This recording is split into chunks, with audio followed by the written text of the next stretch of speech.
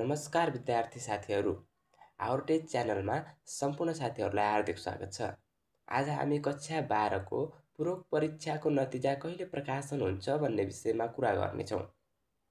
अहिलेको समयमा धेरैजना विद्यार्थी साथीहरू सोचमा हुनुहुन्छ, दशैं तिहार तथा छठ पर्व सकिँदा पनि नतिजा प्रकाशन किन भएन?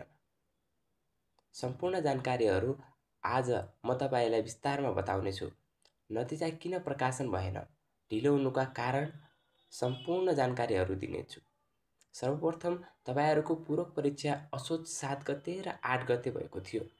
राष्ट्रिय परीक्षा बोर्डको नियमअनुसार नतिजा प्रकाशन गर्न 1 देखि 1.5 महिनासम्म लाग्ने गर्दछ। कार्तिकको पहिलो हप्ता वा बीचमा नतिजा प्रकाशन हुनुपर्ने थियो, तर बीचमा हिन्दू धर्मावलम्बीहरूको महान चाडपर्व दशैं तिहार तथा छठ पर्व परेकाले यो समयमा सम्पूर्ण सरकारी कार्यालयहरू बन्द भए र सम्पूर्ण कर्मचारीहरू पनि बिदामा रहेकाले नतिजा प्रकाशनमा केही ढिलाइ भएको हो। अब हामी कुरा गरौँ नतिजा कहिले प्रकाशन हुन्छ त?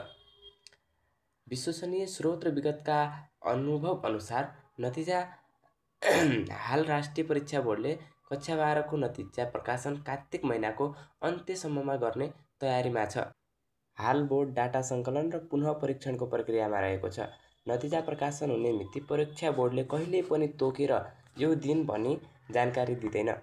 परीक्षा बोर्डले नतिजा प्रकाशन हुनुभन्दा अघिल्लो दिन वा 4-5 घण्टा अगाडि मात्र जानकारी दिने गर्दछ। यदि तपाईलाई कसैले नतिजा यो दिन प्रकाशन हुन्छ भनेर भनिरहेको छ भने त्यो फेक न्युज हो। यदि हजुर हाम्रो च्यानलमा नयाँ हुनुहुन्छ भने हाम्रो च्यानललाई सब्स्क्राइब गर्नुहोला।